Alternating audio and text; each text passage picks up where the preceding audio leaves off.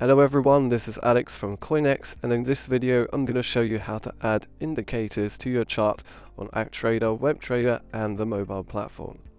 So, in order to add indicators, it's at the top here on the chart where it says Studies. You want to go ahead and click on that, and here you have a full list of all the indicators available. You can obviously search for a particular indicator.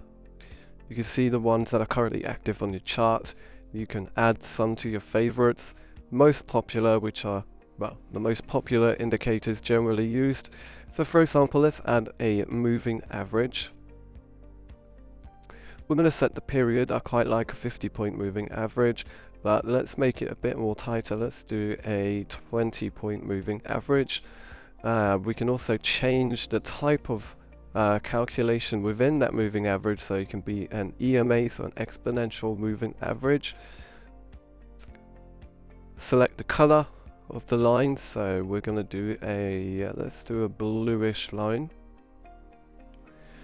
and I'm quite happy with everything else. We'll click done, and there you go, we have the 20-point moving average right here. Okay, and at any given point you just go to plots. We can hide it, or we can completely remove it from the chart. If I go back to indicators, say the moving average is something I use quite often, I can just click the star button next to it. It then pops up in my favorites.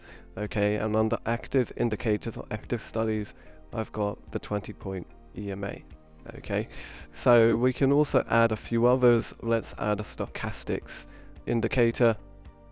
There we go. We have the stochastics. We can make the stochastics bigger, and of course we can actually change the settings of it. So if I just go on plots, click it, I can change the periods and things like that. Okay, so I quite like the default, and now I have the stochastics there as well, and I've got all my indicators and everything. So very simple to add indicators on the web trader.